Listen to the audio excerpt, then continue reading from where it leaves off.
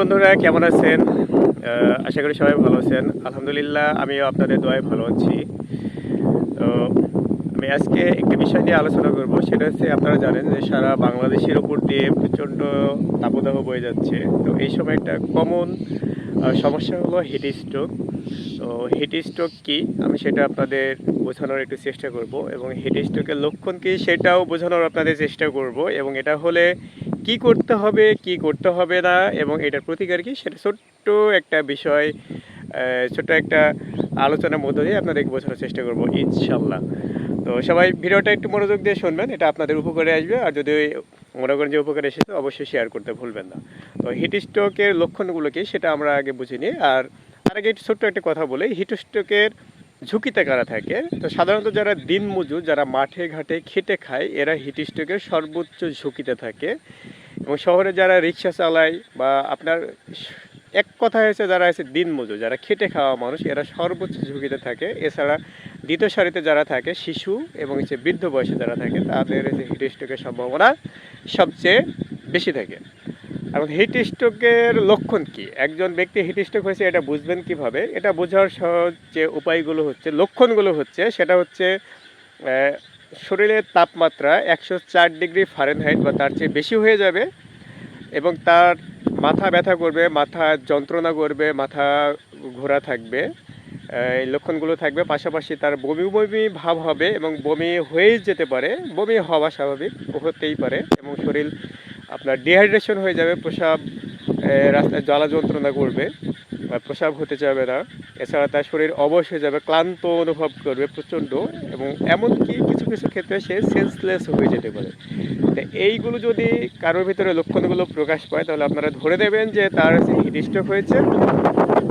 তাকে আপনার এখন হচ্ছে চিকিৎসা দিতে হবে। এটার প্রাথমিক চিকিৎসা কী? প্রাথমিক চিকিৎসা হচ্ছে, এটা মেডিকেল ইমার্জেন্সি চিকিৎসা, কিন্তু তারপরে প্রাথমিক চিকিৎসা আছে, রোগীকে প্রথমে আপনার ঠান্ডা এবং ছায়াযুক্ত স্থানে নিয়ে আসবেন। নিয়ে এসে আপনারা প্রথমে তাকে ঠান্ডা পানিতে আপনার যে ন্যাকড়া ভিজাবেন বা তেনা ভিজাবেন, এটা ভিজে তার পুরো শরীর মুছে দেবেন, এবং তাকে একটু তার শরীরে পানি ঢেলে তার শরীরটা ঠান্ডা করবেন। কিছু ক্ষেত্রে আপনার হচ্ছে বরফ, যেটা হচ্ছে বরফ পানি আছে, বরফ তেনায় জড়িয়ে দিয়ে আপনার তার শরীরকে সেঁক দেবেন, বরফ সেঁক দেবেন। মূলত হচ্ছে তার শরীরটাকে যে টেম্পারেচার আছে তা সেখান থেকে নামাতে হবে। কার্যক্ষেত্রে তাকে গোসল করায় দেওয়া যেতে পারে। তো এটা আনপ্রফেশনালি হলে কিন্তু তার হিতের বিপরীত হয়ে যেতে পারে। আপনি হঠাৎ করে মাথায় পানি দিলেন, তো এতে করে হয় কি, আপনার মাথায় প্রচণ্ড বেগে রক্ত সঞ্চালিত হতে পারে, এবং হিতের বিপরীতে সে এসে আপনার স্ট্রোক করতে পারে। তো এইটা হচ্ছে, এই খেয়ালগুলো হচ্ছে আপনারা করবেন, এবং রোগীকে সাথে সাথে হসপিটালে যত দ্রুত সম্ভব হসপিটালে নিয়ে যাবেন। তার আগে যে কাজগুলো, এই যে আপনি ঠান্ডা পানি দিয়ে শরীর মুছে দেবেন, তার শরীরে গোসল করানো, তাকে ডাবের পানি খাওয়ানো, স্যালাইনের পানি খাওয়ানো। তো অবশ্যই স্যালাইন পানি 500 মিলিলিটার বা হাফ লিটার পানিতে মিশ্রণ করে খাওয়াবেন, এইগুলো মাথায় রাখবেন। এটা হচ্ছে প্রাথমিক ট্রিটমেন্ট। এই ট্রিটমেন্টটা দেওয়া হয়ে গেলে আপনারা যত দ্রুত সম্ভব মেডিকেল ইমার্জেন্সি ট্রিটমেন্ট হিসাবে আপনার নিকটস্থ হসপিটাল বা ক্লিনিকে নিয়ে যাবেন। সেখানে অন্যান্য চিকিৎসার সাথে আপনাকে রোগীকে ইলেকট্রোলাইট করা হবে, এবং তার শরীরে যে ব্যালেন্স ইলেকট্রোলাইটে সেটা একটা নিয়ে আসা হবে, ব্যালেন্সে নিয়ে আসা হবে। এইটা হচ্ছে আপনার চিকিৎসা। এখন এর কি প্রতিকার আছে কিনা? হ্যাঁ, প্রতিকার বলতে আপনাকে, যারা দিনমজুর আছেন তাদের রোদ্রে দীর্ঘক্ষণ না থেকে কিছুক্ষণ পর পর আপনার বিশ্রাম নিতে হবে। শরীরকে অন্ততপক্ষে 20 মিনিট, 15-20 মিনিট বিশ্রাম দেবেন। এরপরে আবার কাজে আসবেন, তারপর আবার বিশ্রাম দেবেন, এবং পর্যাপ্ত পরিমাণে পরিমিতভাবে আপনারা হচ্ছে পানি খাবেন। তো অনেকে আবার বুঝতে পারে যে পানি কতটুকু খাবেন। আপনার প্রস্রাব যে স্বাভাবিকের যে কালারটা আছে, স্বাভাবিকের চেয়ে যখন কালারটা আরও গাঢ় হলুদ হয়ে যাবে, তখন আপনাদের বুঝতে হবে যে আপনার শরীরে ডিহাইড্রেশন হয়ে গেছে। এখন আপনার শরীরকে রিহাইড্রেট করতে হবে। এই ক্ষেত্রে আপনাকে প্রচুর পরিমাণে পানি খেতে হবে। আপনার স্যালাইন পানি খেতে পারেন, গ্লুকোজ পানি খেতে পারেন।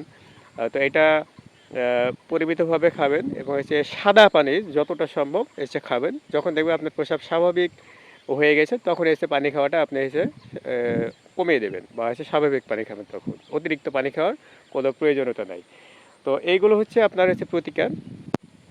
তো এই হিট স্ট্রোক থেকে যারা হচ্ছে বাচ্চা আছে এবং হচ্ছে বৃদ্ধ আছে, এদেরকে বেশি রৌদ্রে জায়গায় না দেওয়াটাই হচ্ছে বেটার, এবং সে যত সম্ভব সে ছায়াযুক্ত স্থানে থাকবেন। তো এই মূলত ছিল হিট স্ট্রোকের আজকের আলোচনা। তো তো সবাই ভালো থাকবেন, সুস্থ থাকবেন। আর এই ধরনের আলোচনাগুলো যদি হচ্ছে পছন্দ করেন, অবশ্যই আপনারা শেয়ার দিয়ে আপনাদের টাইমলাইনে রাখবেন, কাজে লাগবে। তো সবাই আমার জন্য দোয়া করবেন। আসসালামু আলাইকুম।